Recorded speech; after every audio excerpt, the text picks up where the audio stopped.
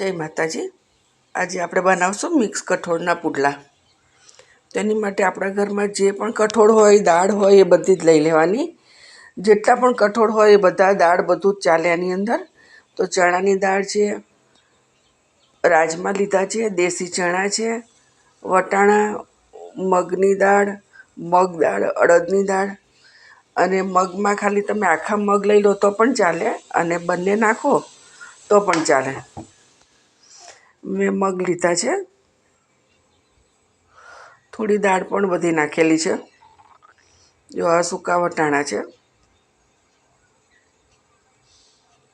મોગર દાળ,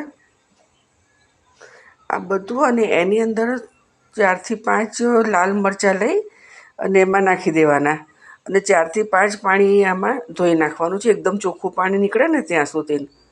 અને આવી રીતે મરચાં નાખી અને આખી રાત એને પલાળવા દેવાનું।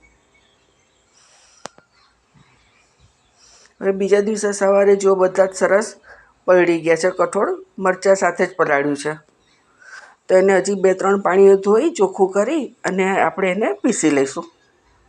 તો ધોઈ લઈએ એને।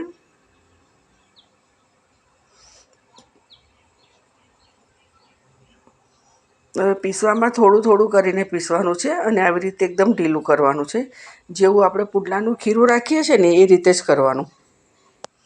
અને આની અંદર બીજા કોઈ જ મસાલા નાખવાના નથી, ખાલી મીઠું નાખવાનું।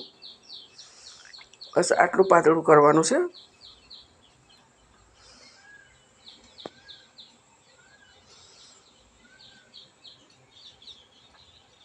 મીઠું નાખી દઈએ, બધું સરસ મિક્સ કરી અને પુડલા ઉતારીશું। આની માટે તવી એકદમ ગરમ થઈ જવા દેવાની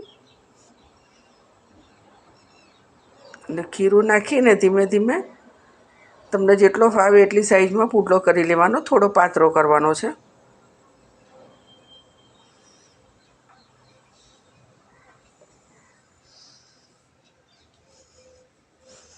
ફરતું તેલ નાખી અને ફેરવી લઈએ।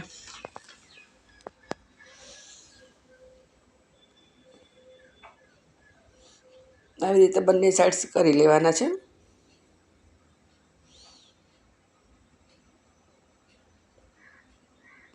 તો તૈયાર છે આપણા કઠોળના પુડલા। જય માતાજી।